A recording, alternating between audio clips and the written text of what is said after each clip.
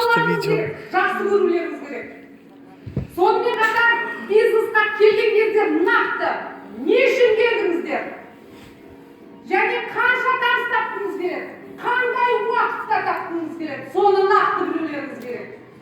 Бірінші келген кезде мен адамдарға айтатынмын, жаңадан келіп жатқан новичоктарға, жаңадан келіп жатқан консультанттарға, директор боламын, жаңағыдай өсем дұрыс, бірақ ол директор болу деген не?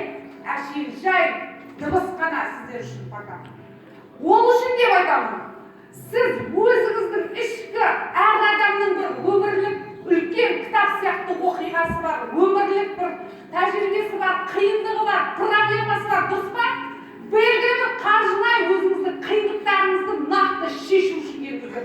Сол кезде сіздерді ешқандай жаңағы жалқаулықта, немесе сылтау айтуда, немесе жаңағыда ақталуда болмайды. Сол кезде сіздер саналы түрде бизнесқа кірісесіздер. Саналы түрде бизнесқа, ақшаға келгір, нақты, мысалға мен өзім бұл бизнесқа әдемі болып кетемін, немесе денсаулығымды жөндеймін деп келген жоқпын.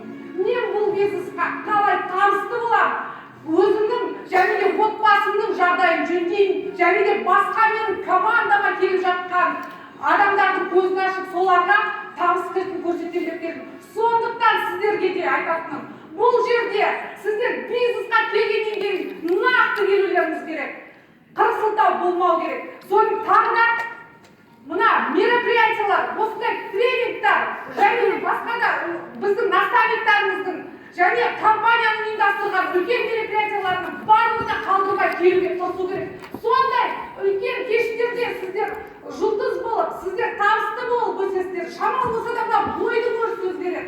6 айда жоқ дегенде 1,5 миллион табыс тапқысы келетін новичоктар болса орталарыңызда, ешқандай ойланбастан бұл бизнесті дамытып, алға командаңызды жауапкершілікпен алып кетулеріңіз керек.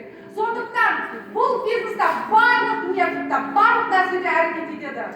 Барлықтарыңызға сәттілік.